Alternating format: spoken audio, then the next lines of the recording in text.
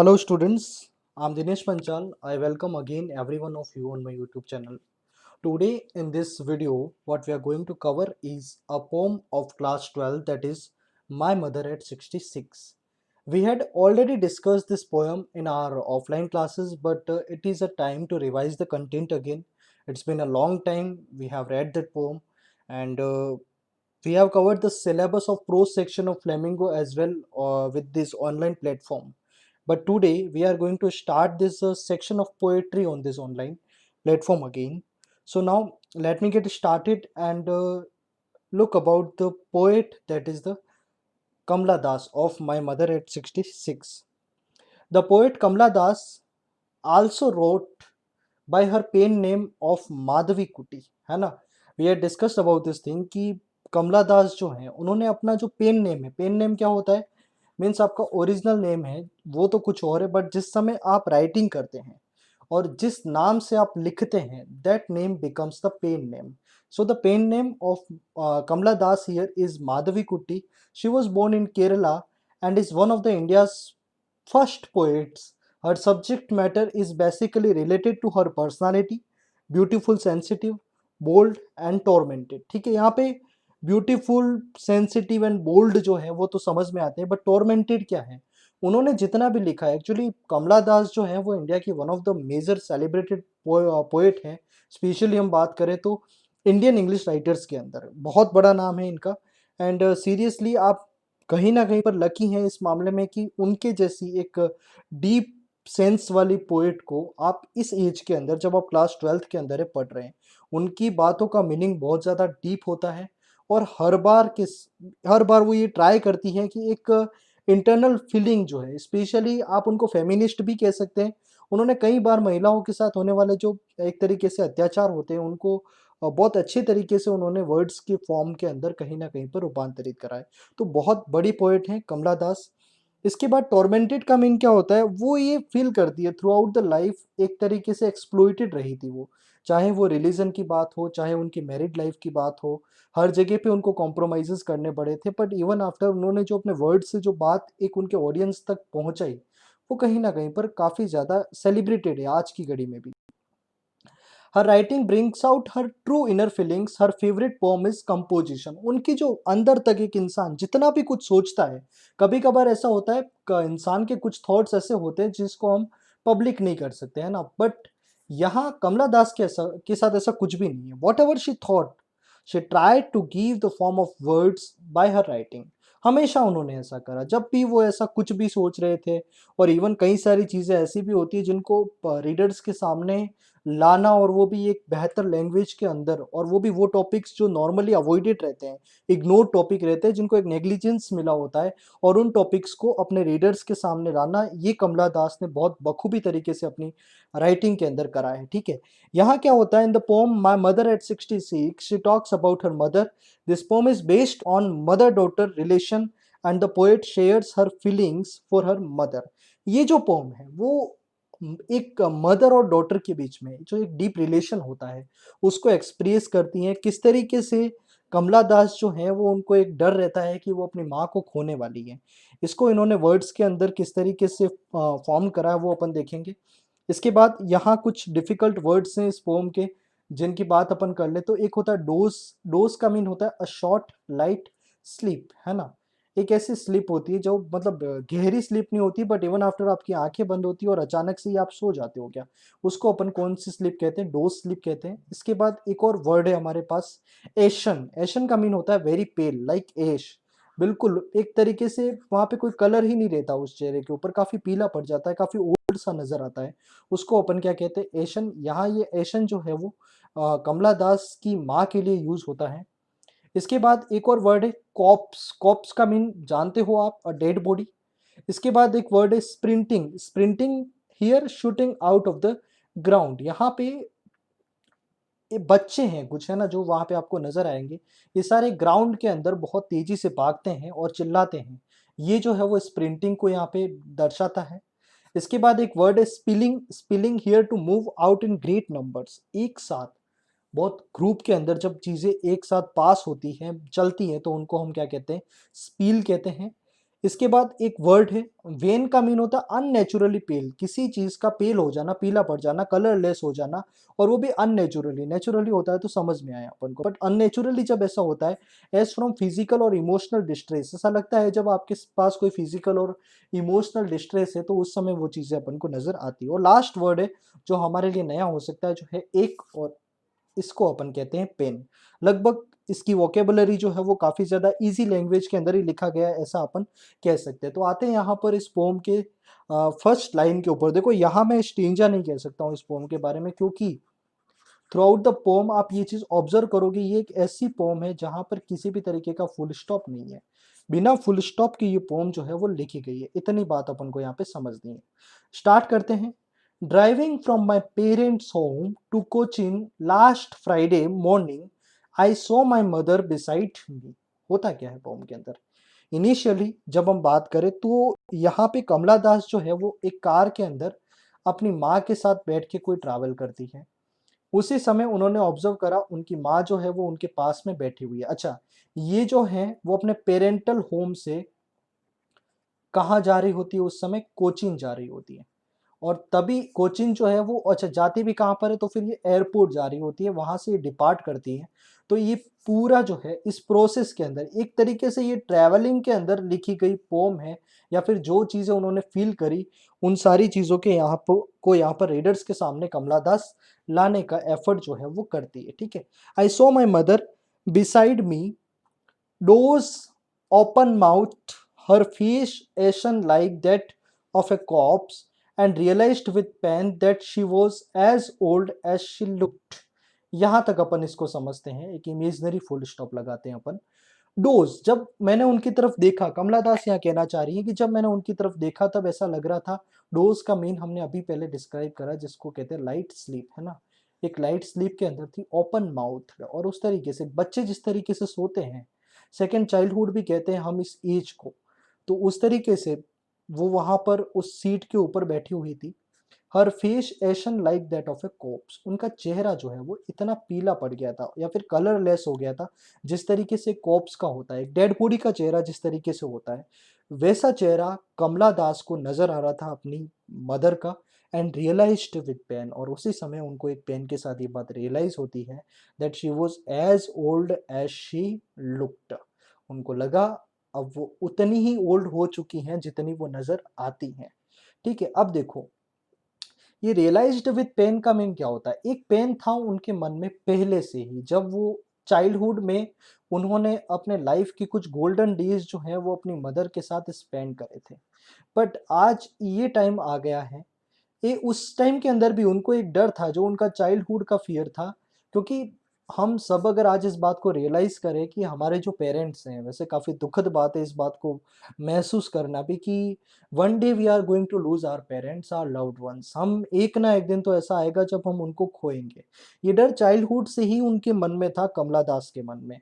But आज जब वो अपनी माँ के साथ ट्रैवल कर रही थी, that time she completely realise that now the time has come that her mother will be living her. ऐसा लगा उनको कि अब वो टाइम आ चुका है जब वो उनको छोड़ के जा रही है। ठीक है। अच्छा, ashen like that of a corpse, ये जो लाइन है इसको आप देखना, हम पहले भी बात कर चुके हैं। एक फिगर ऑफ स्पीच होता है जिसको हम कहते हैं सिमिली, और सिमिली के अंदर क्या होता है? जब हम दो ऑब्जेक्ट को कंपेयर करते हैं, और वो कंपैरिजन जो है हमारा, वो दो वर्ड्स को यूज करके हम जब करते हैं, एक तो होता है लाइक और एज, और कभी कभार हम सच को भी यूज करते हैं। तो इन वर्ड्स को हम यूज करके जिस समय कोई दो ऑब्जेक्ट होते हैं उनके बीच में कंपैरिजन बनाते हैं, तो उसको हम क्या कहते हैं? सिमिली।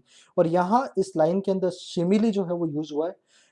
अब यहां तक बात करी हमने, she was as old as she looked, but soon put that thought away. But ये जो थॉट है, ये थॉट यहाँ पर एक तरीके से मेलनकली क्रिएट कर रहा था उनके माइंड के अंदर, मीन्स उनको काफी ज्यादा सैड कर रहा था कमला दास को। तभी उन्होंने क्या करा, उस थॉट को चेंज करने के लिए, अपना ध्यान थोड़ा सा डिस्ट्रैक्ट करने के लिए, पुट दैट थॉट अवे, मैंने तुरंत ही उस थॉट को अवे करा, दूर करा मुझसे, मेरे दिमाग से खुद को डिस्ट्रैक्ट करा मैंने अपने दिमाग को। And looked out at young trees sprinting, उन्होंने वहां कार की खिड़की के बाहर देखा, उन्होंने देखा यंग ट्रीज स्प्रिंटिंग, ऐसा लग रहा था वो जो ट्रीज हैं वो आप स्प्रिंट का मीनिंग मैं आपको बता चुका हूँ, मूव होता है ना। और वो जो ट्रीज हैं वो काफी तेजी से मूव कर रहे थे, है ना। इसके बाद द मेरी children spilling out of their homes, और कई सारे बच्चे जो हैं वो ग्रुप के अंदर अपने घरों से बाहर रह रहे थे। But after the airport security check, देखो इसके बाद यहाँ पर एक और सीन जो है वो डिस्कस होता है। इसका जो इनर मीनिंग है वो मैं आपको यहाँ पर बताना चाहूंगा। होता क्या है, जब दो सीन चल रहे हैं, देखो यहाँ पर अगर आप थोड़ा सा ऑब्जर्व करोगे तो एक जो है वो तो यहाँ पर इनकी कार के अंदर है, और एक दुनिया तो ये अंदर वाली दुनिया होगी इनकी कार में जब वो वहां पर अपनी माँ के साथ बैठी हैं, और एक वर्ल्ड जो है वो आउटसाइड का वर्ल्ड है। अब इस इनसाइड वर्ल्ड जो है उनका कार का, जहाँ पर मदर एंड डॉटर दोनों है, तो वो जो इन्वायरमेंट वहां पे बन रखा है वो काफी ज्यादा सैड है। मीन्स एक मदर एंड डॉटर जो है वो परेशान है इन चीज़ों को लेकर, क्योंकि माँ तो फिजिकली काफ़ी ज़्यादा वीक हो चुकी है, एंड डॉटर की अपन बात करें तो वो इस बात को लेकर इंटेंस है कि किस तरीके से वो अपनी माँ को एक ना एक दिन ऐसा आएगा जब वो लूज करेगी, और वो टाइम बहुत निकट है, बहुत जल्दी अब वो ऐसा दिन आएगा जिस दिन वो अपनी माँ को खोने वाली है। Now she has realise this thing completely.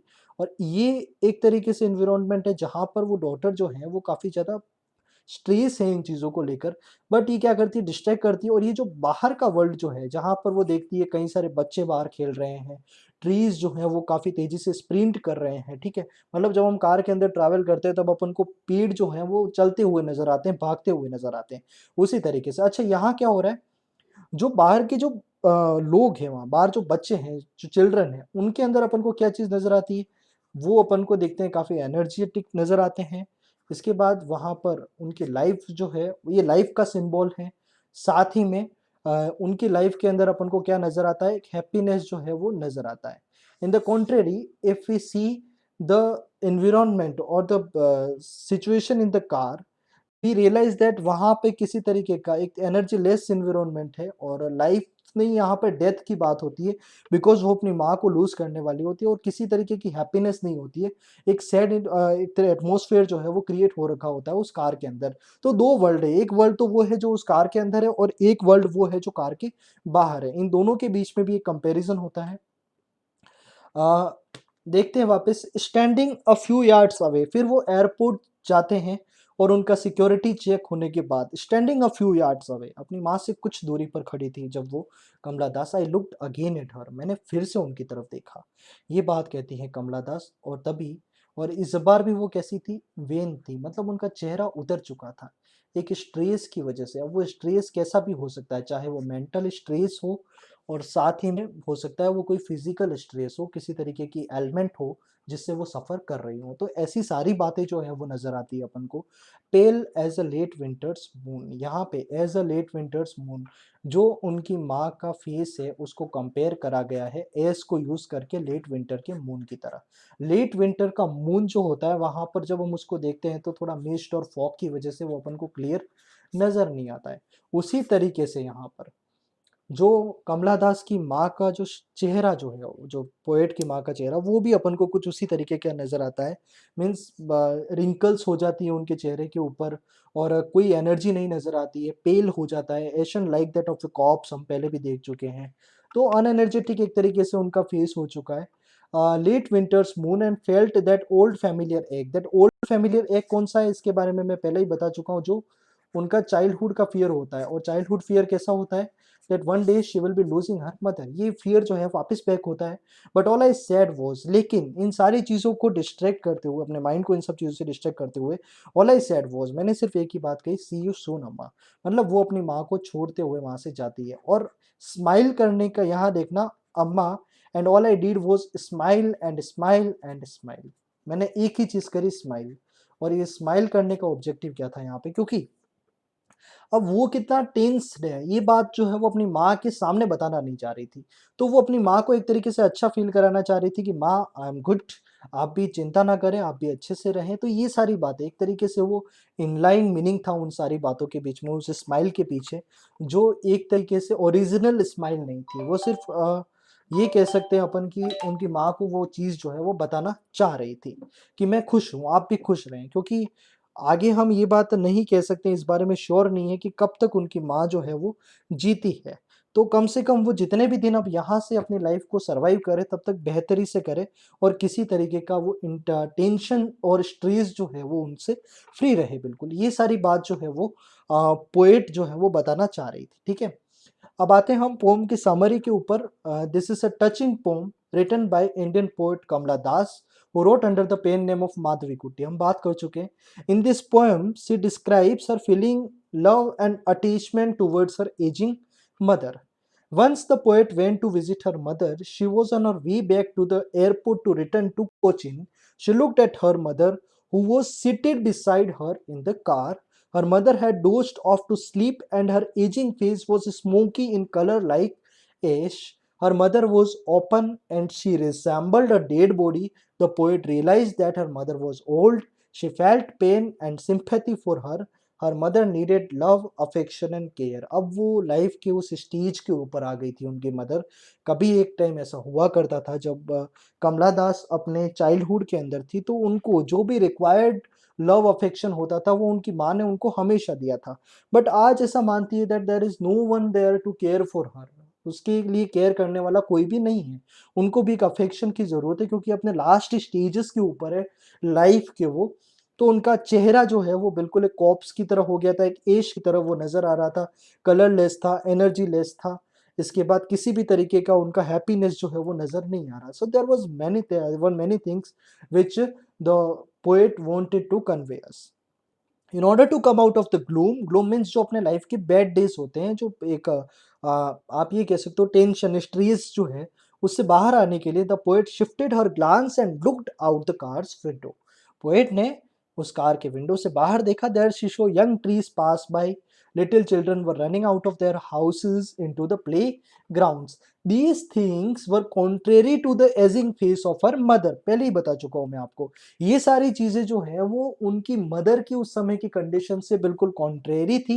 They symbolised energy, life and happiness. ये जो है वो एनर्जी है, लाइफ है, हैप्पीनेस है, और उसको कहीं ना कहीं पर सिंबलाइज कर रही थी, ठीक है। As they reach the airport and the poet was about to leave for aeroplane, she glanced at her mother one more time.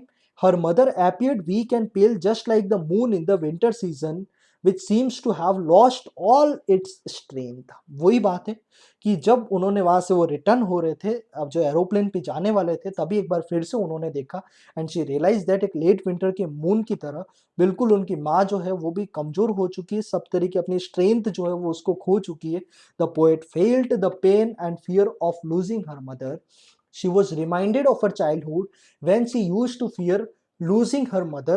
As a child, she could not bear to be separated from her mother even for a few moments.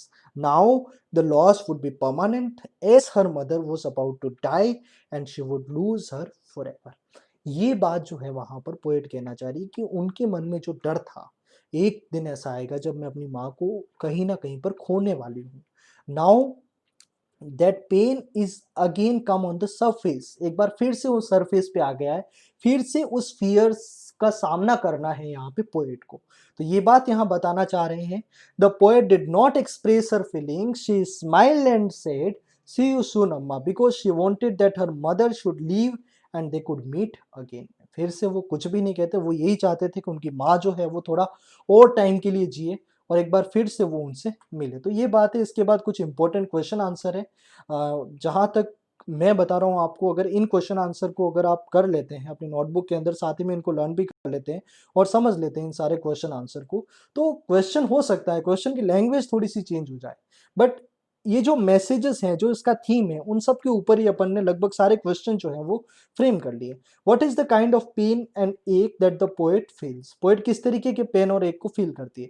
When the poet looks at her mother's face closely, she discovers that she has aged and her end is near। हम पहले ही बात कर चुके हैं। The feeling of her mother being old, needing care and help pains the poet as there is no one to look after her। वहां ऐसा कोई भी नहीं था जो उनका ख्याल रख सके। She feels that her mother can die any moment and that then she will lose her forever। Her childhood fear of losing her mother, which was then timely but now will be forever, resurfaces। वो fear जो पहले तो timely आता था, मतलब हर बार उनको ऐसा fear नहीं रहता था जब अपनी उनकी माँ जो है वो यंग एज के अंदर थी, बट अब क्या हो गया है, वो एक फियर जो है वो परमानेंट हो गया है। उनको इस बात को वो रियलाइज कर चुकी है। Now she is not going to leave any more. The poet feels the pain of her mother's old age and her helplessness towards her. She has the fear of separating from her mother forever upon her death. Why are the young trees described as sprinting? मैं कह चुका हूँ symbols की तरह इनका use हुआ है। The young trees have been personified। यहाँ पे स्प्रिंट करना मीन्स जो पेड़ जो होते हैं वो चलते नहीं है, ठीक है, और वो तेजी से भागते नहीं है। तो यहाँ ये जो क्वालिटी जो होती है जो तेजी से भागने की, वो क्वालिटीज नॉर्मली जो है वो किसकी होती है, पर्सन्स की होती है। और जब हम किसी इनएनिमेट ऑब्जेक्ट को पर्सन्स की क्वालिटी देते हैं तो उस फिगर ऑफ स्पीच को हम क्या कहते हैं, पर्सोनिफिकेशन कहते हैं, ठीक है। और यहाँ पे इस लाइन के अंदर हम पर्सोनिफिकेशन के फिगर ऑफ स्पीच को ऑब्जर्व करते हैं। The young trees have been personified when looked at from the poet's moving car. They seemed to be running past. The poet found it to be strikingly opposite to her mother, who looked as still as a dead body. वो एक तरफ जो trees हैं जो काफी तेजी से भाग रहे हैं और एक तरफ उनकी माँ जो है वो बिल्कुल स्टील है, एक डेड बॉडी की तरह। तो ये बात जो है वो अपन को नजर आती है। Why has the poet brought in the image of merry children spilling out of their homes? इस इमेज को क्यों यूज करा पोएट ने, तो बता चुका हूं मैं आपको, ये सिंबॉलिक है सारे, ठीक है।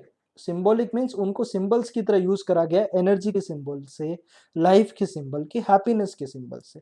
The poet draws a comparison between what is travelling with her and what she can see outside. एक कंपैरिजन बनाया गया था कि उनके साथ जो ट्रैवल कर रहे हैं और जो बाहर का उनका वर्ल्ड है। It's a comparison between life and death. Her mother is sleeping with mouth open like a dead body, while outside she can see children who are full of life, energy and enthusiasm. हम बात कर चुके हैं इन चीजों के बारे में। Question and answer के अंदर लास्ट दो क्वेश्चन बनते हैं हमारे यहाँ पे। Why has the mother been compared to the late winter's moon? Just as the late winter's moon is dull and lacks luster, किसी भी तरीके का attraction नजर नहीं आता है, so is her mother at the end stage of her life. Also, as the late winter moon gets overshadowed by the fog and mist in the sky, sky के अंदर जो fog है, mist है, उससे overshadowed हो जाता है।